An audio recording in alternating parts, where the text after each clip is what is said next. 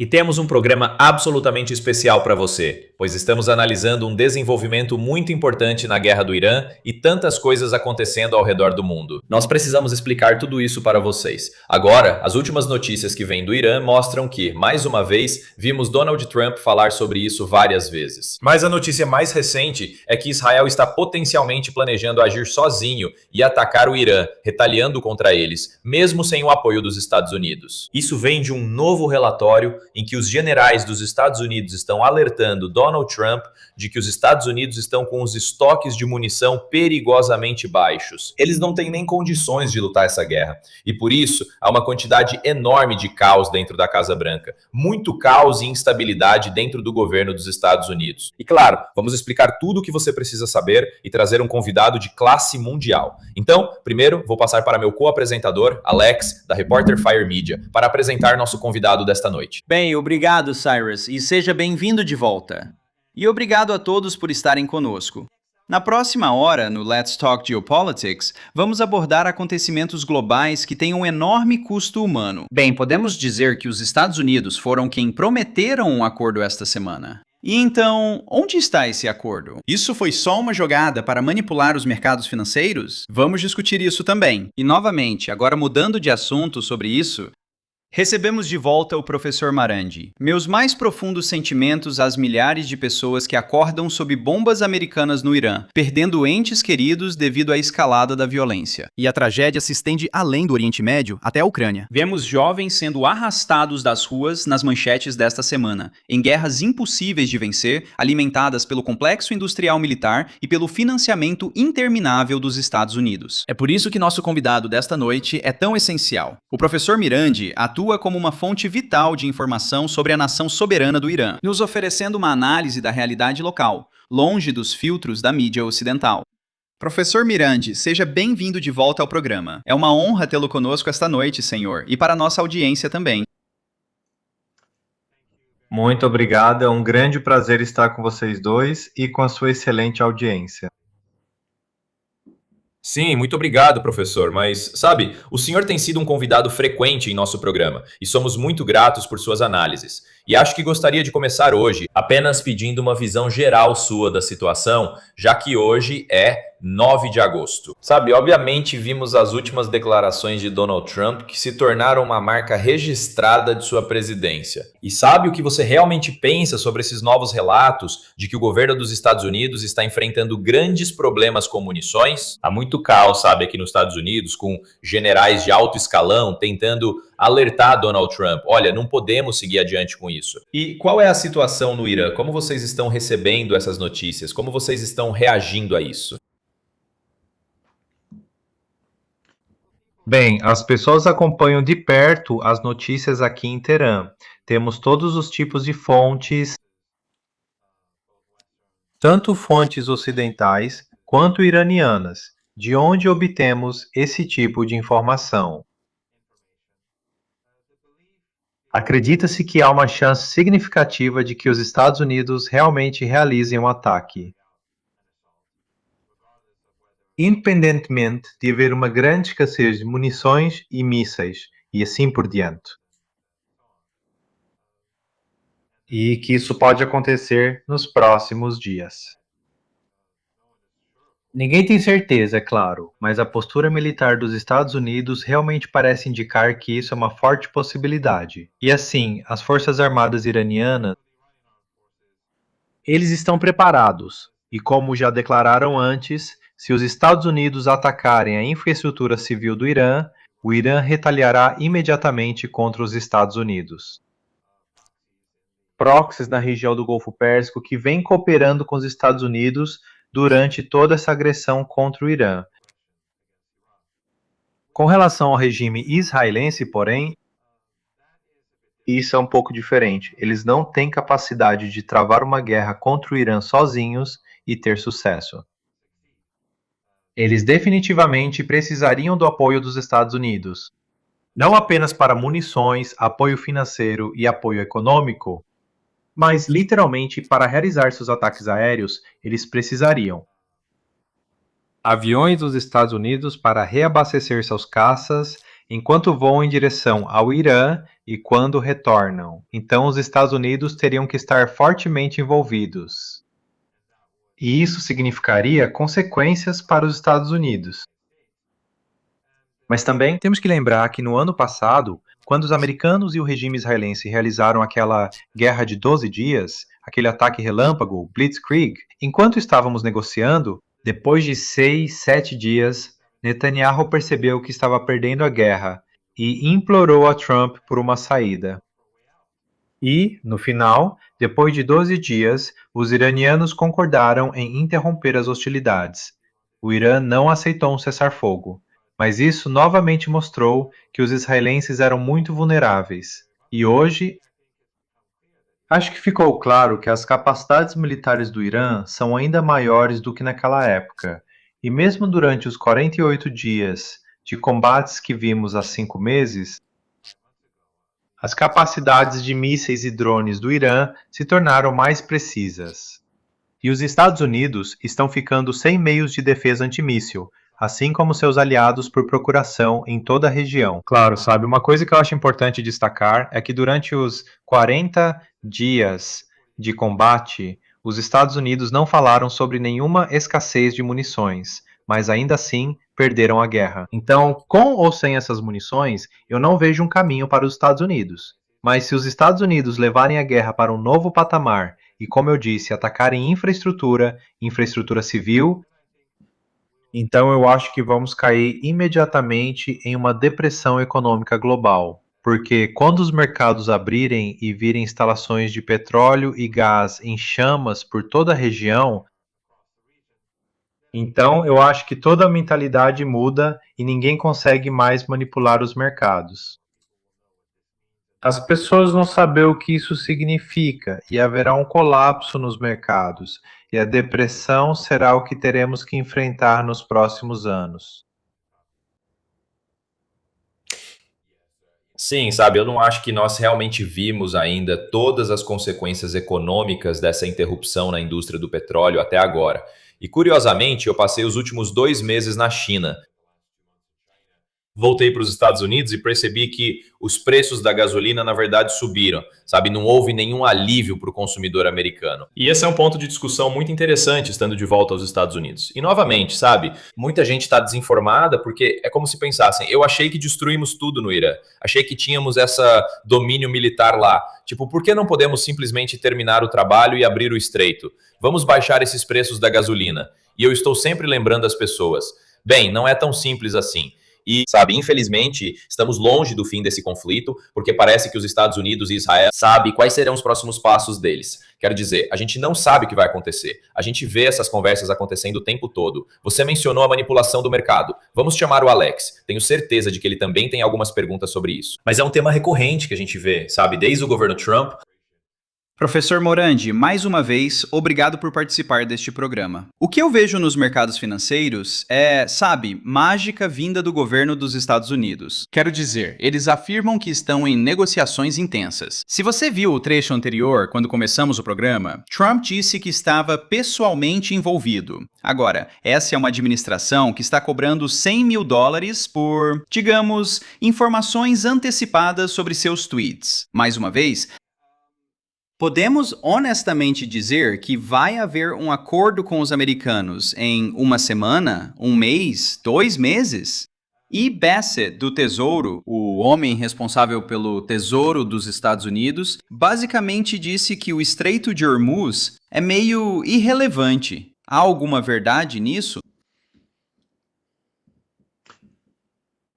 Bem, se é irrelevante, eu realmente não vejo qual é o propósito do cerco.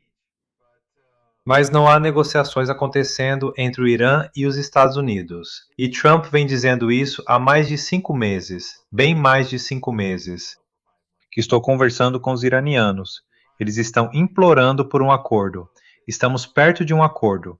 Estou prestes a exterminar o povo iraniano. Aí, você sabe, voltamos a negociar um acordo. Depois ele vai acabar com a nação iraniana. Aí voltamos a falar de acordo. Então, faz muito tempo que eu realmente parei de ouvir qualquer coisa que ele diz.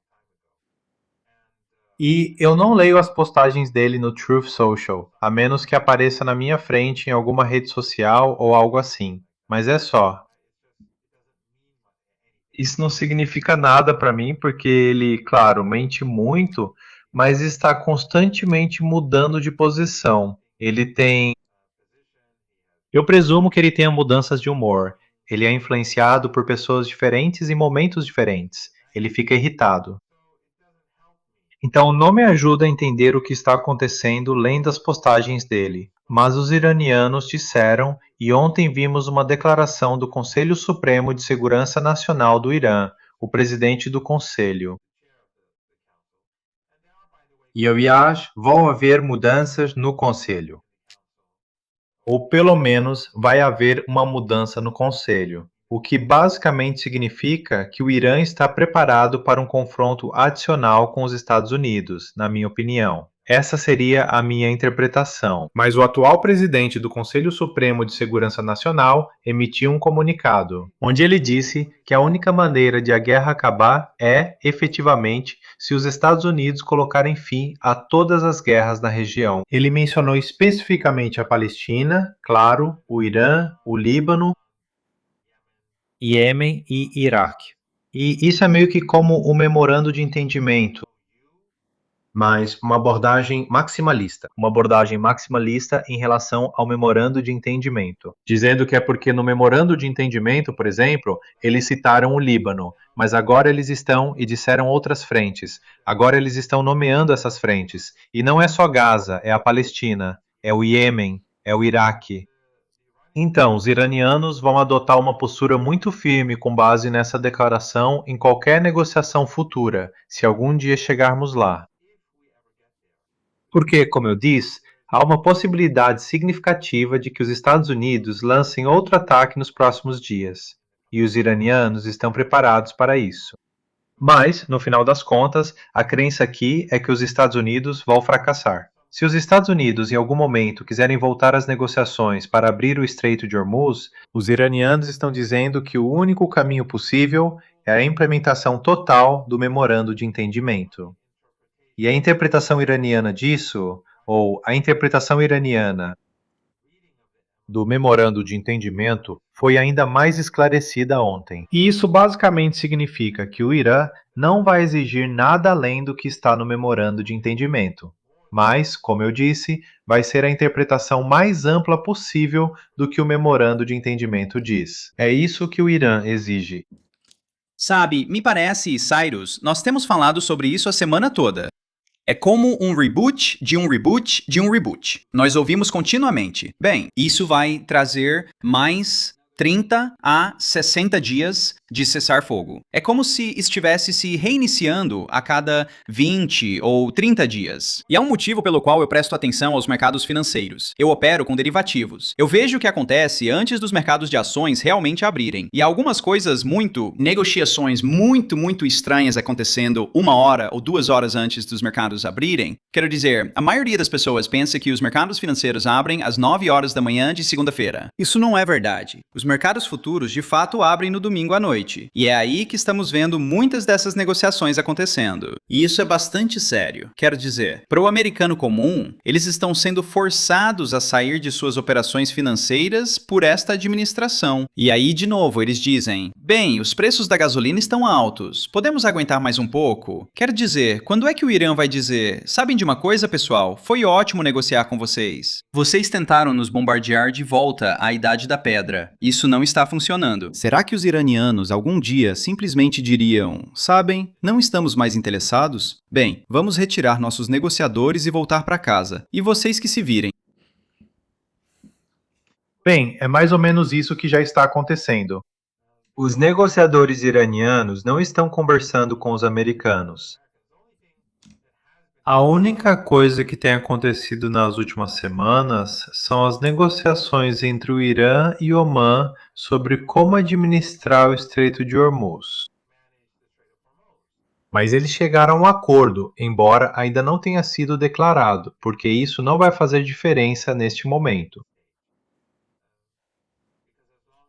Porque, enquanto os Estados Unidos mantiverem um cerco ao Estreito de Hormuz, e aos portos iranianos, e enquanto os Estados Unidos não cumprirem seus compromissos no memorando de entendimento, então a normalização realmente não significa muita coisa, se é que significa algo. Então, a normalização do comércio através do Estreito de Hormuz. Então, neste momento, os iranianos não estão negociando com os americanos. As mensagens vão e voltam. Quero dizer, isso sempre foi o caso.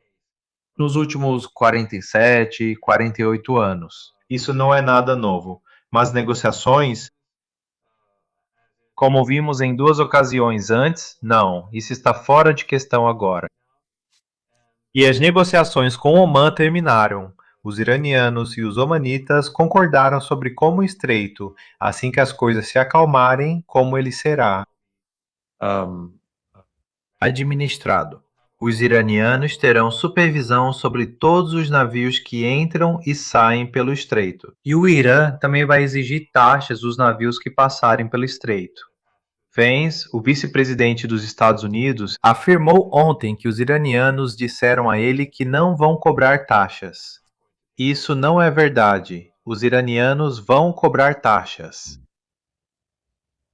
Sim. Professor, eu só quero mencionar para o nosso público aqui, sabe, basicamente o Irã estabeleceu 9 condições para reabrir o estreito. Acho que, obviamente, uma das maiores seria esses 300 bilhões de dólares em compensação pelo enorme dano que o governo dos Estados Unidos causou.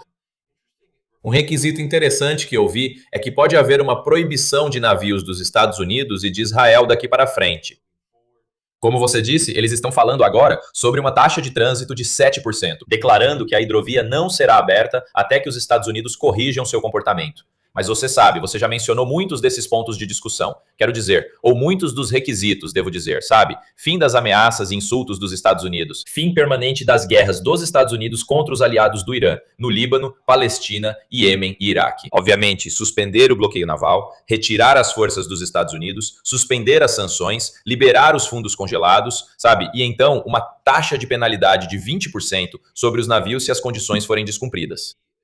Isso parece ser, sabe, algumas exigências muito fortes do Irã. E o interessante é o futuro, que potencialmente navios dos Estados Unidos e de Israel não serão permitidos na região. Isso também foi o que você ouviu e, novamente, você confirma isso?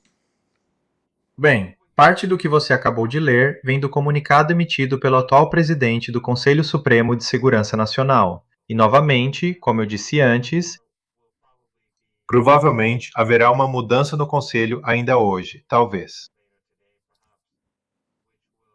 O que significa que o Irã está preparado para jogar duro, digamos assim. Mas a maioria dessas coisas está absolutamente correta. Os aliados do Irã precisam. A guerra precisa acabar na Palestina e no Líbano, e também a questão dos ativos do Irã. Algumas dessas questões ainda não estão claras. Em outras palavras, impedir que navios dos Estados Unidos passem. Eu não sei se já foi tomada uma decisão nesse sentido ou não. Parte disso é apenas especulação da mídia. Parte disso são ideias que parlamentares e outras pessoas estão apresentando. Então, eu não sei como será a taxa, qual será o percentual, nada disso foi declarado. Obviamente, eu suponho que o transporte marítimo ligado ao regime israelense será definitivamente proibido. As pessoas ficariam surpresas em saber que vários navios realmente foram trabalhando na região do Golfo Pérsico que pertencem ao regime israelense ou que são afiliados ao regime.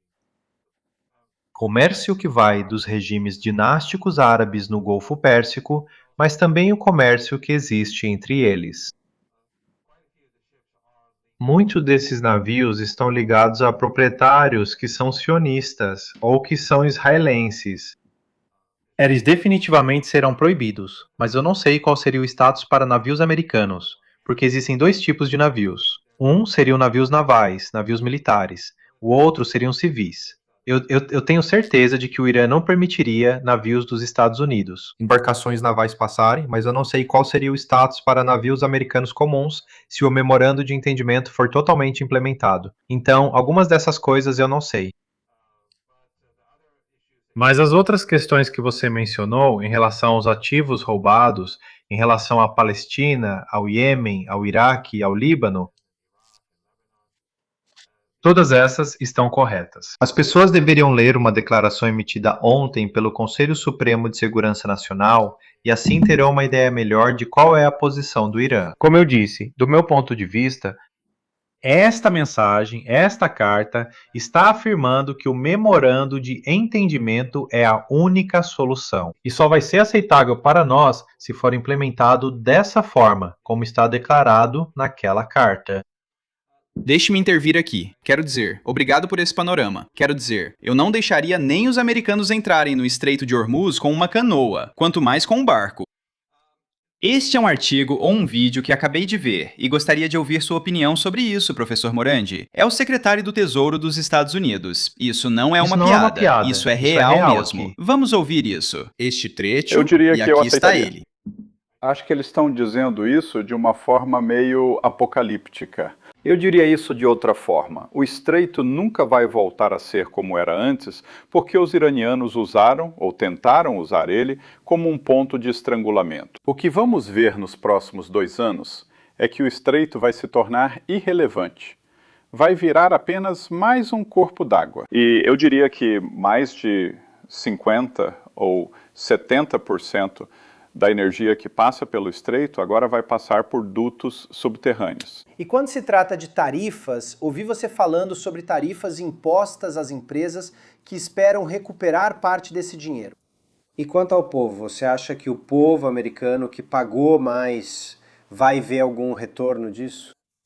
Bem, não está claro se eles realmente pagaram mais, porque as empresas absorveram isso. Mas veja, eu disse isso quando o caso foi para a Suprema Corte, que isso seria assistencialismo corporativo, porque o dinheiro tem que voltar para as corporações, e você sabe, eles coletaram esse dinheiro, e parte dele, sabe, tipo, eu não sei se você já recebeu algo da UPS ou FedEx, da DHL de fora do país, às vezes eles colocam uma tarifa nisso, então você tinha que pagar. Você deveria receber esse dinheiro de volta, mas ele está voltando para eles.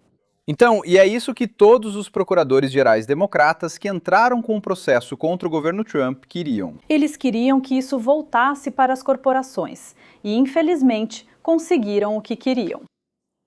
Gente, estou sem palavras. Esse é o secretário do Tesouro dos Estados Unidos da América que diz, bem, ok, o estreito é irrelevante.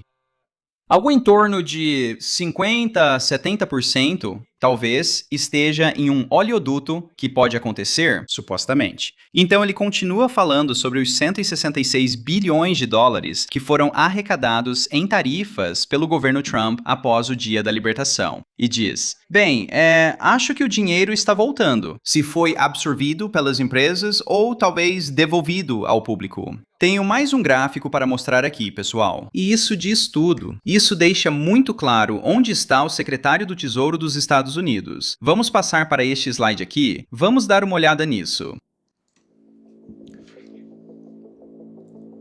E isso fala sobre todas as tarifas que foram arrecadadas, 166 bilhões dos americanos. E isso foi arrecadado por empresas como Amazon, Apple, entre outras. Depois, isso foi barrado na Suprema Corte, devolvendo 100 bilhões para entidades dos Estados Unidos. E claro, o dinheiro foi devolvido diretamente ao consumidor. Acho que provavelmente zero. Então, na verdade, tivemos um mercado de ações inflado, com 100 bilhões de dólares devolvidos para vamos dizer, relatórios trimestrais dessas empresas financeiras, que realmente apresentaram bons números. Bem, sim, porque eles receberam um reembolso de cerca de 100 bilhões. E, novamente, isso recai sobre o contribuinte. Então, minha pergunta, professor Morandi, é... Scott Bessent, o secretário do Tesouro, disse que 50% a 70% disso vai passar por oleodutos nos próximos anos. O que o senhor acha disso? Bem, A primeira parte da fala dele eu não consegui ouvir, mas eu sei o que ele estava dizendo porque já vi isso antes. Eu não sei se os seus telespectadores viram, mas sim, ele basicamente está dizendo que o Golfo Pérsico e o Estreito de Hormuz vão se tornar irrelevantes. Mas, sabe, antes de tudo, a primeira parte e a segunda parte estão bastante ligadas na minha opinião, porque isso só mostra como o complexo industrial militar e como as grandes corporações são elas que estão ganhando dinheiro. E como as pessoas comuns, sejam democratas ou republicanos, as pessoas comuns não estão recebendo nada. E seja a guerra contra o Irã ou seja a guerra comercial, é uma situação de perde-perde para vocês, consumidores americanos. Mas em relação ao Estreito de Hormuz, eu acho que isso é praticamente um absurdo. Primeiro de tudo, a maior parte desse petróleo vai para a Ásia, não vai para a Europa. Se eles quiserem transportar o petróleo para o Mar Vermelho, digamos assim, primeiro de tudo, isso vai ser caro. Todos esses países vão ter que ter bilhões de dólares gastos só para ter esses oleodutos funcionando, levar petróleo e gás até o Mar Vermelho. Ou, se quiserem fazer isso para a Turquia, vai ter que passar pelo Iraque ou Síria, que não são as partes mais estáveis do mundo. Exatamente. E se for pelo Mar Vermelho, ainda tem o Iêmen. E mesmo que você tenha oleodutos, se esses países quiserem entrar em guerra com o Irã, junto com os Estados Unidos, aquelas refinarias, aqueles campos de petróleo e aqueles campos de gás ainda estão no Golfo Pérsico, ou bem ao lado do Golfo Pérsico. Então, se eles forem atingidos por mísseis ou drones, esses oleodutos não valem nada, estejam eles subterrâneos, na superfície, no ar ou debaixo do mar. Não faz diferença. Se a fonte do petróleo e a fonte do gás forem destruídas, então não há petróleo e não há gás. E aí tem a questão de todos os outros produtos que vêm do Estreito de Hormuz. Os fertilizantes, o hélio, o enxofre, todos esses produtos de que a economia mundial precisa. Isso não faz nenhum sentido. E nada do que ele disse nos últimos 5 meses e meio, ou do que ele e o chefe dele disseram, fez sentido também. O que está acontecendo é que os sauditas e esses outros países sacrificaram seu futuro pelos Estados Unidos. E vai ser muito caro só para voltar ao normal. E realmente nunca mais vai haver normalidade, porque esses países mudaram permanentemente, se é que vão sobreviver a longo prazo.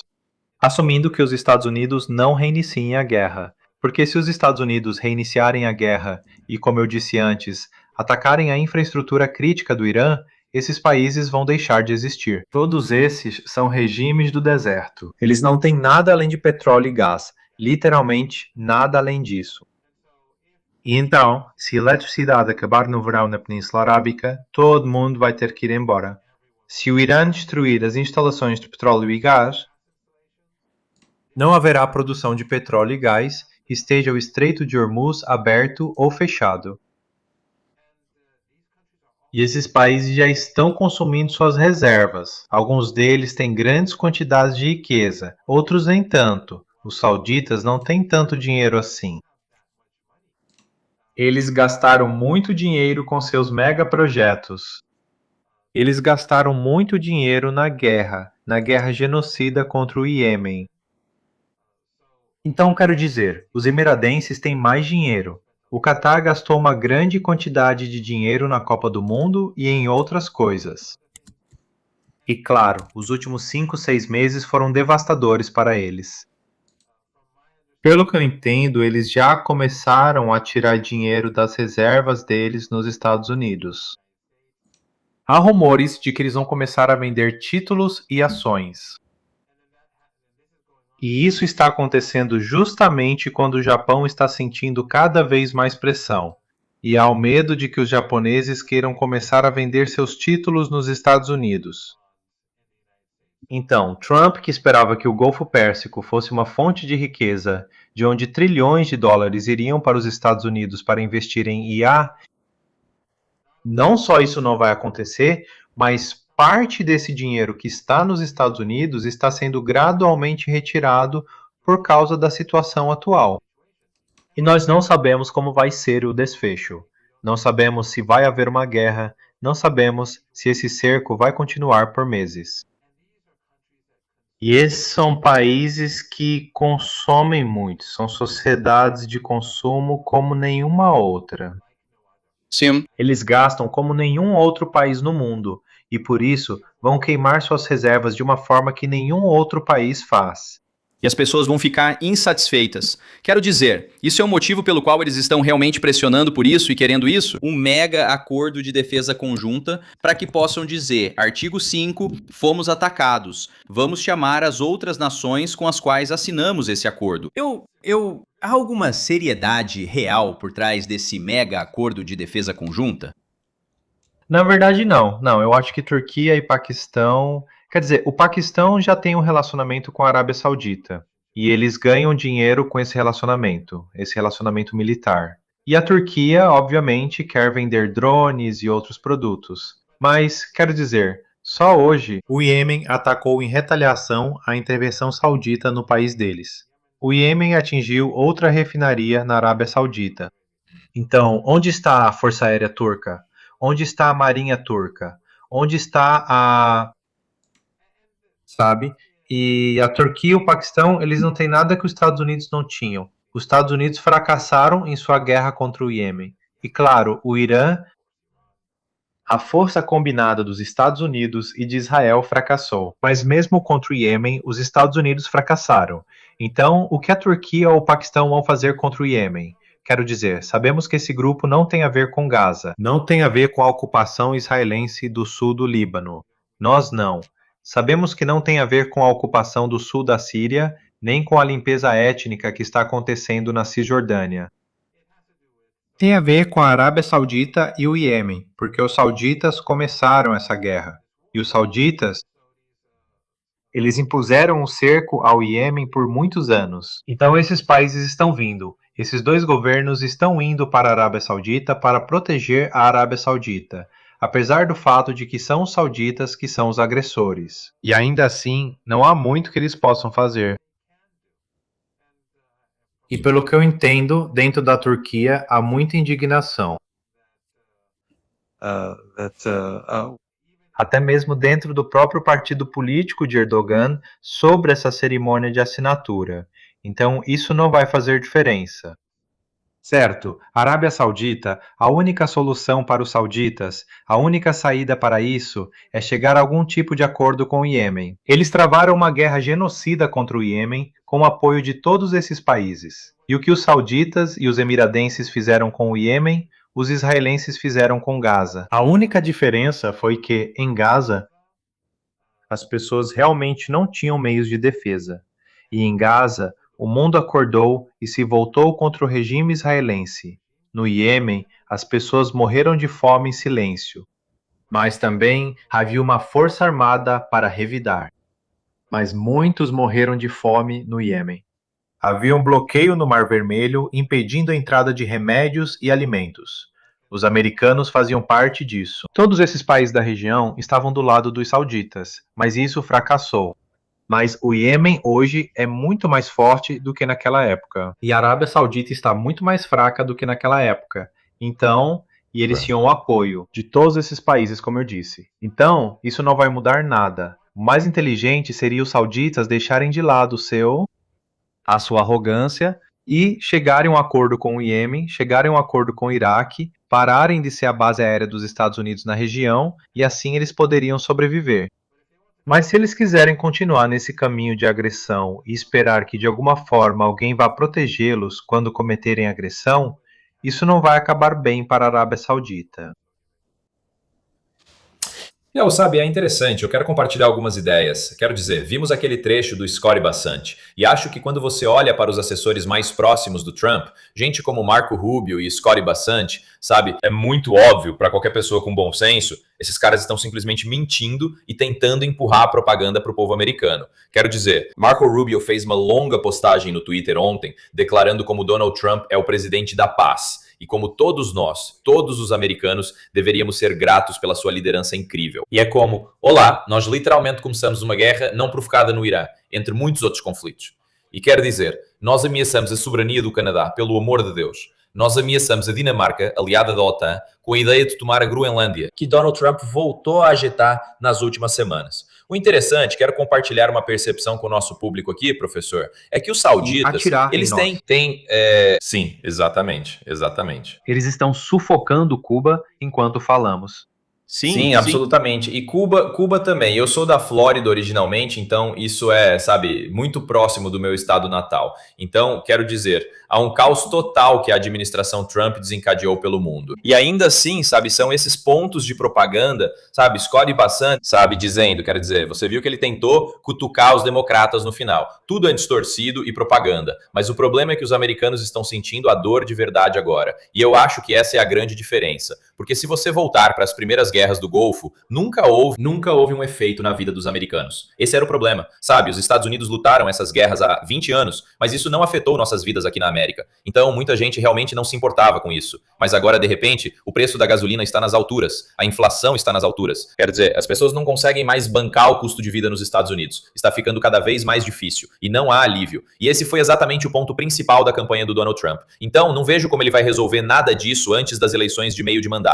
Não acho que isso seja possível. Mas aqui vai uma observação interessante. Os sauditas financiaram uma liga profissional de golfe enorme nos Estados Unidos. E eles gastaram bilhões e bilhões de dólares. E toda a mensagem era de que eles têm fundos ilimitados. Eles vão investir esses bilhões de dólares. E claro, Donald Trump é dono de muitos campos de golfe. Então, eles realizaram muitos desses eventos lá. Curiosamente, professor, os sauditas agora desistiram dizendo que não podem mais financiar isso. Eles não têm dinheiro para fazer isso porque, você sabe, eles estão envolvidos nesse conflito. E agora eles estão tirando os torneios de golfe dos campos de golfe de Donald Trump. Então, realmente, a situação se voltou contra Donald Trump. Eles estão desesperadamente buscando financiamento adicional. Então, estão tentando conseguir fundos de investimento nos Estados Unidos. Ei, você pode financiar nossas ligas de golfe?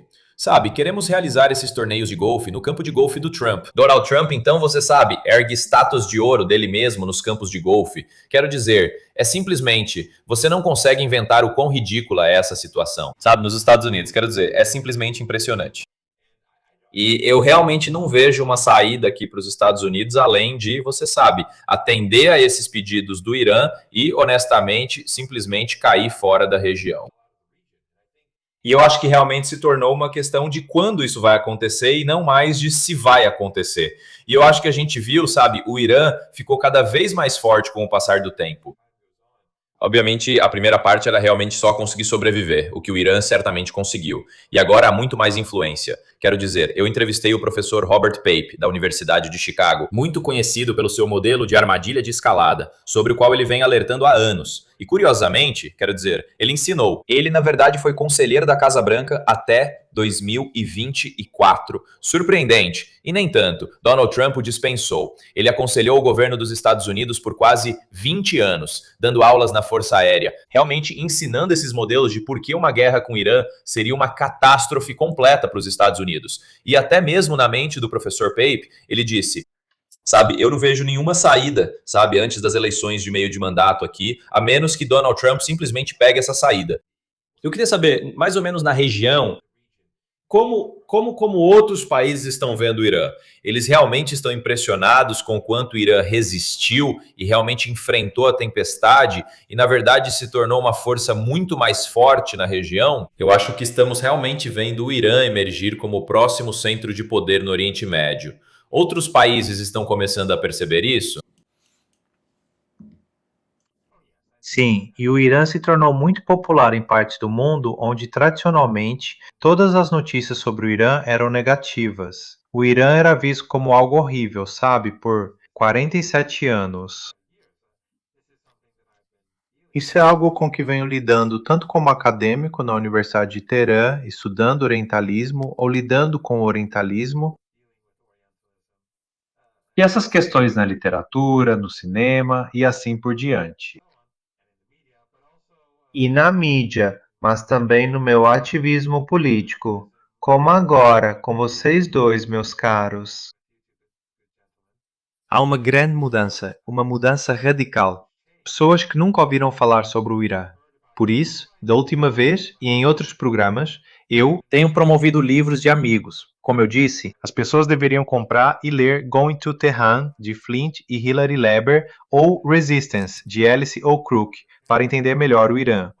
As pessoas estão muito mais interessadas no Irã hoje do que estavam há 6 meses. E eles realmente não se deixam enganar pela propaganda. Mesmo assim, como os sauditas, os catares, os emiradenses e seus aliados na região, como seus, você sabe, seus pró, as pessoas que eles financiam em diferentes países do sul da Ásia, do oeste asiático ou na OTAN, eles estão constantemente hostilizando o Irã, especialmente nas últimas semanas. Mas as pessoas percebem isso e as pessoas estão. As pessoas estão demonstrando apoio ao Irã em lugares onde isso era simplesmente inimaginável antes, na América Latina, em toda a África, em toda a Ásia. E quando há propaganda contra o Irã, elas simplesmente rejeitam e não se deixam enganar pela propaganda. A propaganda, claro, está ficando muito pior do que costumava ser. Isso é uma coisa, e eu acho que isso por si só já é um sinal de um império em declínio, onde a propaganda deles não funciona, seja em casa ou no exterior. Eu acho que nos Estados Unidos, vocês dois sabem disso melhor do que eu, que as pessoas veem além da propaganda de maneiras que talvez não aconteciam alguns anos atrás, ou especialmente 1 ou 2 décadas atrás. Mas é muito interessante. Como muita gente, eu já contei essa história algumas vezes antes, esse marxista muito conhecido no Brasil, um dos principais pensadores no Brasil, disse a um amigo meu, que é ele mesmo jornalista de esquerda brasileiro: se os iranianos vencerem essa guerra, eu vou me tornar um muçulmano xiita. E eu não sei se isso realmente aconteceria, mas isso só mostra o quanto as pessoas ficaram impressionadas com o fato de que o povo iraniano foi tão firme. Todos, ou quase todo mundo, fora do Irã. Bem, os amigos do Irã achavam que o Irã iria colapsar na guerra depois de alguns dias, tanto durante a Guerra de 12 Dias, mas especialmente durante esta guerra. E quando isso não aconteceu e eles viram pessoas indo às ruas todas as noites, e depois as dezenas de milhões que participaram do funeral, todo modelo de propaganda sobre o Irã simplesmente desmoronou. Não é que ele não exista ou que não tenha nenhuma influência, mas não é de forma alguma, não tem mais de forma alguma o impacto que tinha há alguns anos. Professor Morandi, eu assisti a uma interação bastante animada entre o senhor e o senhor Alan Dershowitz outro dia.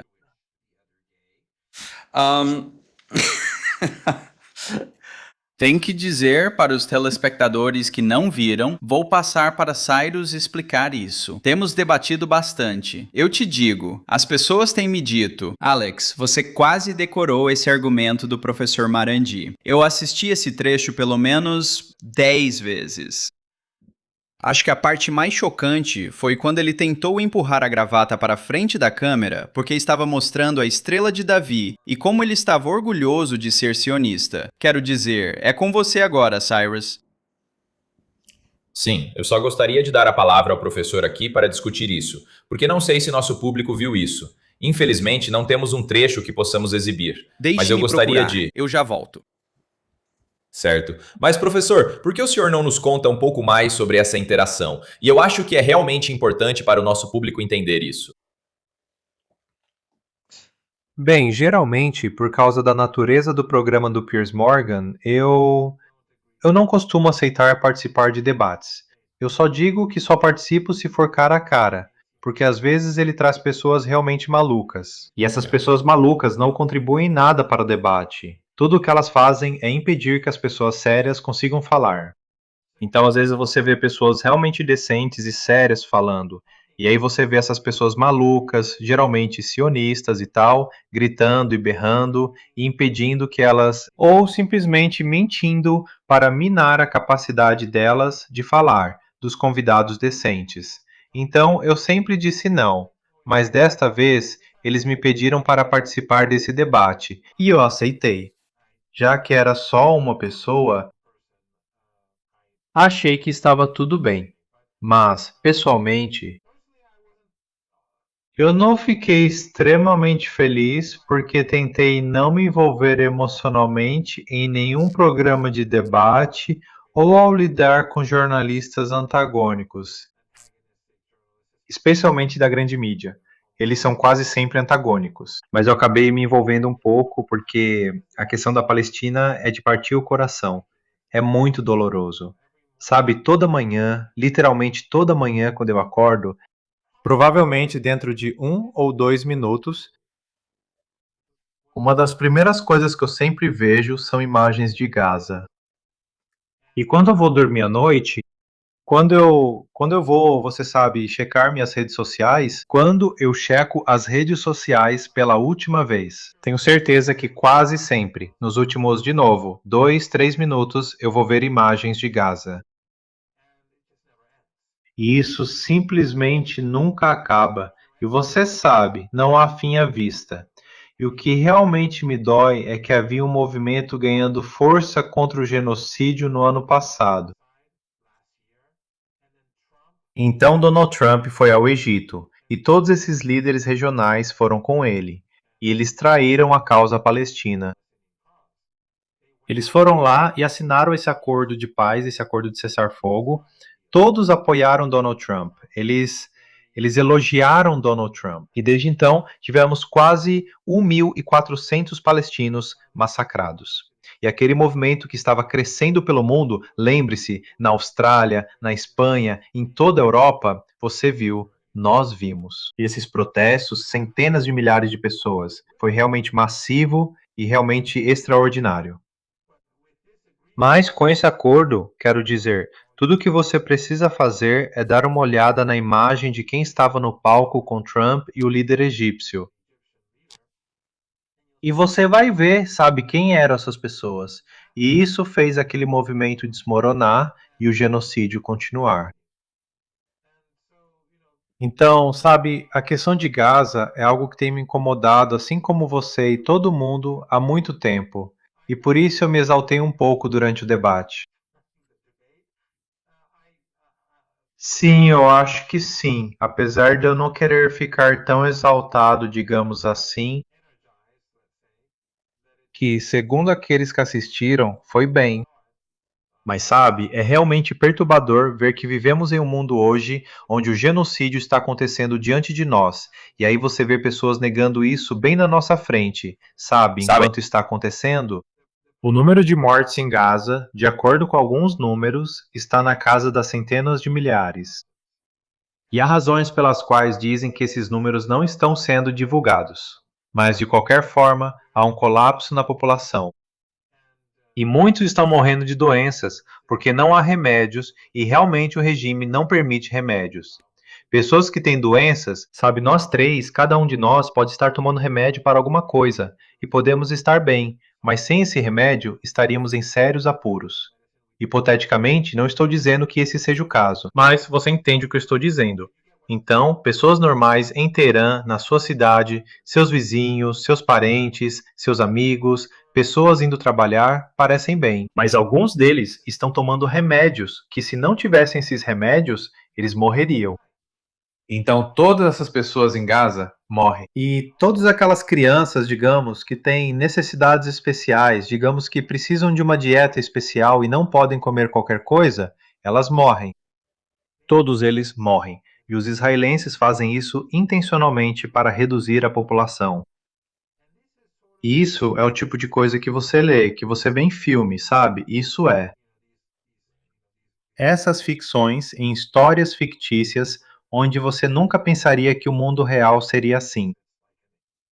É como se o antagonista fosse uma caricatura da realidade, mas estamos vivendo em um mundo onde é realmente tão ruim, se não pior. E aí você tem, sabe, eles falam sobre negação do Holocausto, mas, sabe, isso está acontecendo bem na nossa frente, e mesmo assim eles negam. É como, quero dizer, sabe, se um negacionista do Holocausto está cometendo uma grave injustiça, bem, e quanto a alguém que está negando um Holocausto, um genocídio que está acontecendo agora e que pode ser interrompido, e mesmo assim eles tentam negar isso. Sim, é chocante, quero dizer, e eu realmente quero falar sobre isso. Que tivemos um movimento tremendo, sabe, aqui nos Estados Unidos também. E eu acho que o que realmente vai acontecer nessas eleições de meio de mandato que estão chegando, e até mesmo em muitas eleições locais, sabe, está acontecendo um grande movimento, sabe, com o socialismo democrático. Muitos candidatos estão vencendo, sabe, eleições locais por todos os Estados Unidos que estão indo certamente muito mais para a esquerda. E isso é certamente o que vemos na política, especialmente nos Estados Unidos, depois que Donald Trump balançou o pêndulo tão para a direita. As pessoas vão voltar com muita força para a esquerda. E eu acho que a diferença aqui também é justamente essa diferença das redes sociais, certo? Essa é a primeira vez em que podemos abrir o Twitter, ou X, como é chamado agora, Instagram, e vemos essas imagens, sabe, que há 20 anos, quando os Estados Unidos lançaram essas guerras pela região e, sabe, milhões de pessoas estavam morrendo, sabe, a gente não via essas imagens. Os americanos não faziam ideia do que realmente estava acontecendo no Oriente Médio. E isso é o que mudou o jogo. Eu não me lembro do jornalista específico, mas sei que havia um cara que estava documentando isso no Instagram. E ele passou de, sabe, alguns milhares de seguidores para mais de 15 milhões em poucos meses, porque ele era fotógrafo, um videomaker, mostrando imagens brutas todos os dias de Gaza. E, sabe, eles não conseguiam controlar isso porque, de novo, você tenta ver a manipulação. Esse cara, sabe, a China tá por trás disso, eles estão impulsionando Gaza. Mas não é isso. A forma como você cresce nas redes sociais é você postar algo, as pessoas interagem, mais pessoas compartilham, e os jovens ficaram muito preocupados com isso. Então, eu acho que o que vamos ver nos Estados Unidos é que qualquer um que esteja concorrendo com o apoio do AIPAC, sabe quanto financiamento você está recebendo de Israel? Se você tiver qualquer dinheiro vindo de Israel, isso vai ser um grande ponto negativo para a sua campanha. Eu não acho que você vai conseguir ser eleito nos Estados Unidos, porque eu realmente vejo os dois lados, até mesmo os republicanos. Muitos eleitores republicanos estão muito frustrados, porque é tipo, ei, isso aqui não era para ser America First, certo? O Partido Republicano não é o partido do America First. Mas não, nós somos, sabe, nós somos escravos dos nossos mestres israelenses que estão nos forçando a ir para a guerra. Quero dizer, nós sabemos disso. Rubio disse isso desde o primeiro dia. Nós começamos essa guerra por causa de Israel. Ok, bem, obrigado por ser honesto aí, sabe? Um pouco de honestidade da administração Trump, pelo menos uma vez. Pelo menos vocês disseram qual é a verdadeira intenção. Mas eu acho que isso está mudando muito rapidamente nos Estados Unidos e, como você disse, ao redor do mundo. E eu posso imaginar que mais países na região estão, sabe, agradecidos ao Irã, sabe, por se posicionar e realmente fazer algumas grandes mudanças aqui. Porque, de novo, eu não vejo isso voltando ao normal tão cedo. Eu não acho que estamos nem perto disso. E eu acho que os Estados Unidos ficaram em uma posição muito vulnerável, porque o que você faz? Ou você intensifica a escalada e decide atacar, mas, de novo, eu acho que Donald Trump faz essas ameaças de tipo, ok, nós vamos aniquilar o povo iraniano, vamos bombardear toda a infraestrutura civil. Sabe, você não pode dizer essas coisas sendo o presidente dos Estados Unidos. E se você realmente fizesse isso, seria o fim da economia mundial, como o senhor já apontou antes, professor. Com certeza. E sabe, mesmo que as redes sociais e os algoritmos sejam usados para impedir que as pessoas vejam e para minimizar o que está acontecendo em Gaza, já é tarde demais. E como o senhor corretamente apontou, as pessoas estão vendo isso, e para o imenso crédito delas, e isso é algo que eu disse no programa do Piers Morgan nesse debate, que os jovens judeus nos Estados Unidos, 44% deles acreditam, apesar de toda a propaganda, e eles recebem propaganda em dobro, porque tem a propaganda da grande mídia, e ainda tem a propaganda da comunidade sionista. Isso, você sabe, e pessoas da geração mais velha que estão tentando forçá-los a seguir a cartilha. Mas 44% dos jovens judeus estão dizendo que, na Palestina, judeus e palestinos deveriam viver como iguais, lado a lado. Essa é exatamente a posição iraniana. E isso é apesar de toda a propaganda. E isso não significa que os 56% sejam a favor de genocídio. As posições deles estão evoluindo, alguns estão dizendo que deveria haver uma solução de 2 estados e tal, mas o ponto é que os judeus mais jovens nos Estados Unidos, assim como todos os outros jovens nos Estados Unidos, eles não estão caindo na propaganda. Assim como eu estava dizendo antes sobre o Irã e a propaganda sobre o Irã, as pessoas não estão caindo na propaganda em relação ao sionismo, ao supremacismo étnico, ao regime israelense. E isso é um bom sinal. Mas eu concordo completamente com você. Eu não acho que estamos nem perto do fim disso. Eu não vejo. Quero dizer, existe uma solução fácil. Trump poderia simplesmente declarar vitória, sair e cumprir o memorando de entendimento. Mas é muito difícil imaginar isso acontecendo. Sim, com certeza. Professor, eu gostaria de saber um pouco mais sobre a situação em Teherã neste momento. Como está a vida cotidiana para as pessoas lá? Sabe, quais são as últimas novidades? Já que o senhor está aí, acho que essa é sempre uma perspectiva muito importante para trazer, porque o senhor vive aí e vê tudo isso todos os dias. O que está acontecendo na cidade de Teherã, sabe, para o povo iraniano, e como eles estão levando a vida cotidiana neste momento? Bem, se o senhor viesse a Teherã hoje e pegar um táxi e dar uma volta pela cidade, ou pegar um ônibus e atravessar a cidade, ou usar o metrô, o senhor veria que é uma cidade muito comum, uma cidade bastante avançada, é bem estruturada, muito limpa. Todas as noites, o lixo é recolhido pela prefeitura.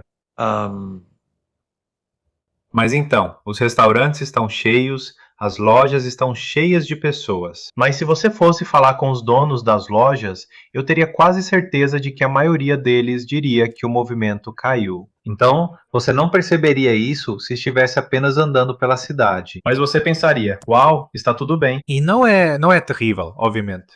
Quer dizer, uma das coisas que você provavelmente não veria se apenas andasse de carro pela cidade seria qualquer sinal de dano. Então, as pessoas de fora pensam que Teherã está destruída. Não, é uma cidade enorme. E aqueles mísseis que os Estados Unidos disparam e os israelenses disparam, eles não são tão grandes, eles não são tão eficazes. Quero dizer, eles destroem um prédio, mas não destroem um bairro. Então, sabe, eles trouxeram. Tem um prédio de apartamentos a uns 15 minutos a pé. Sim, a uns 15 minutos a pé de onde eu estou. E eles destruíram, eles mataram.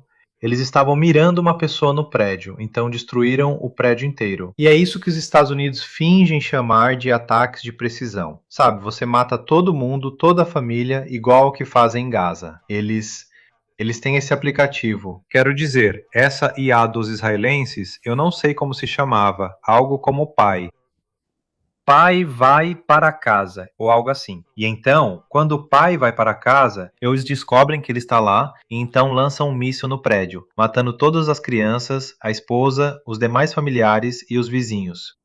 Então, em Teherã, eles fariam a mesma coisa. Eles destruíam blocos de apartamentos, muitas vezes sem ninguém em particular dentro deles. Como em um caso, eles bombardearam um bloco de apartamentos, onde um grupo de mulheres voluntárias estava preparando refeições para os soldados durante a guerra.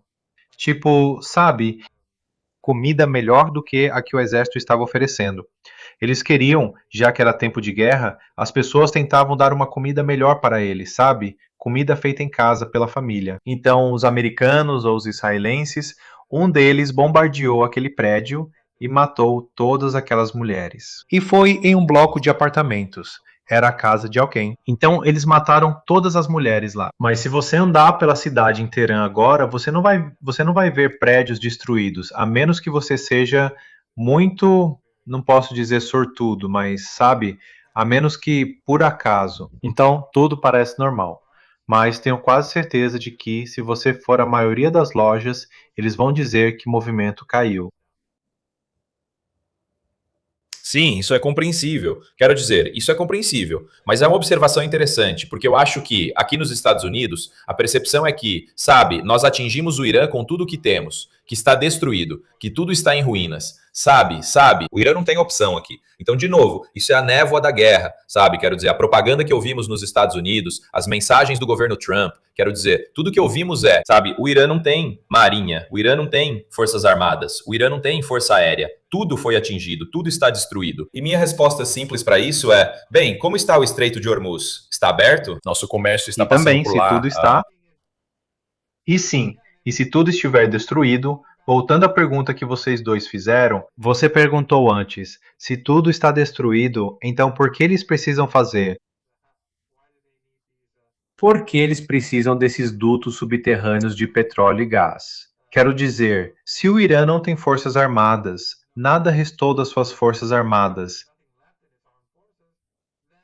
Então, os países aliados aos Estados Unidos, na região do Golfo Pérsico, deveriam se sentir muito seguros e simplesmente exportar seu petróleo ou gás como normalmente fazem. As inconsistências na narrativa são extraordinárias, assim como toda narrativa sobre o Irã, sabe? Por um lado, o Irã é esse país horrível. Mas é corrupto, e os líderes são loucos, eles são incapazes de se autogovernar, está desmoronando e implodindo. Mas ao mesmo tempo, é sempre essa ameaça crescente para o mundo, é um perigo em ascensão. E sabe, bem, qual é afinal? Se está colapsando, está quebrado e desmoronando, como pode ser uma ameaça iminente à segurança global? Não pode ser as duas coisas ao mesmo tempo? Mas porque é assim que a narrativa funciona. Já que é uma narrativa, mesmo sendo negativa, mesmo que seja inconsistente, mas as pessoas dizem, acho que é isso. Sabe, muitas pessoas pelo menos diriam, isso parece correto, sabe, é uma ameaça para o mundo, está prestes a desmoronar também ao mesmo tempo. E muitas vezes as pessoas não percebem que, sabe, você não pode ter os dois ao mesmo tempo. Shurto, Sim, vamos lá. Sim, mudo. você está no mudo agora. Então, professor Mirandi, antes de te liberar esta noite, vou passar esse clipe. Mas ainda não. Só queria te perguntar, sabe? Você participou do nosso podcast algumas semanas atrás e tivemos uma quantidade enorme de visualizações com isso. Quase 750 mil pessoas assistiram. Antes de você sair daquele programa, Cyrus e eu íamos te perguntar, sabe? Tem algo que possamos divulgar sua conta no X? Ou existe alguma forma de mostrarmos aos nossos espectadores um agradecimento pelo seu trabalho, por todo o trabalho duro que você fez? Talvez você possa complementar isso, Cyrus, se quiser. Sim, quero dizer, nós sempre queremos retribuir. Quero dizer, há algo que possamos fazer por você? Sabe, nós realmente apreciamos obviamente, seu tempo e energia. Quero dizer, você por 5 meses seguidos, eu sinto que você está trabalhando 24 horas por dia, 7 dias por semana. Sabe, você realmente colocou muito esforço e energia nisso. Então, há algo que possamos fazer por você ou alguma forma de te apoiar? Você faz um trabalho excelente. E o que você faz é conscientizar as pessoas. Então, todos nós estamos fazendo a mesma coisa. E seus espectadores também estão fazendo a mesma coisa. Todos nós queremos saber o que está acontecendo e ver além da propaganda. E eu sou grato por isso. Eu fui removido do Instagram e do Facebook há muito tempo, então não há nada lá para promover. Mas eu só tenho minha conta no Twitter. Eu aconselharia de novo, e já disse isso antes, já falei isso em outros programas, e tenho certeza de que alguns dos seus espectadores vão resmungar, porque sabem que já falei isso muitas vezes. Mas eu realmente aconselharia as pessoas a lerem o livro Going to Tehran. Foram 2 ex-funcionários da Casa Branca. Eles não são iranianos, nem muçulmanos, nem extremistas, nem nada disso. Going to Tehran é um livro muito bom para se ler. E eles estavam prevendo isso. Basicamente, eles estavam lidando com muitos dos mitos sobre o Irã. Hillary Leverett, ela é judia. Glenn Leverett, ele é católico. E por causa deste livro, quero dizer, havia 2 funcionários da Casa Branca, ex-funcionários da Casa Branca, que escreveram este livro. Por causa deste livro, eles foram antagonizados, foram marginalizados, e basicamente deixaram o mundo político. Ele foi para a universidade. Ela, Hillary, tem, você sabe, essa consultoria, mas eles eram desprezados tanto pelos democratas quanto pelos republicanos. Mas o que eles disseram acabou sendo verdade, que se os Estados Unidos continuarem nesse caminho de demonização, que isso vai levar a um conflito. E é aqui que estamos. Então, se os analistas tivessem ouvido essas 2 pessoas decentes que foram duramente atingidas por esse antagonismo, se tivessem ouvido elas em vez de antagonizá-las, talvez não estivéssemos onde estamos hoje. E outro livro, como eu disse, Resistance, de Alistair Cook, é um livro que dá às pessoas, mais uma vez, a visão de alguém que não é muçulmano, não é um extremista, nem uma pessoa má como eu. Mas o livro dele, eu acho, dá uma boa visão sobre o que é essa cultura de resistência que está por trás do eixo da resistência. E o quê? Por que o Hezbollah é o Hezbollah? Por que o Iêmen é o Iêmen? Por que o Irã é o Irã? E por que essas entidades são assim? insistentes em apoiar os oprimidos, seja em Cuba ou na Venezuela, seja contra o apartheid na África do Sul ou seja na Palestina. Isso faz parte da ideologia, do arcabouço ideológico em que as pessoas acreditam no Irã e nessas partes do mundo.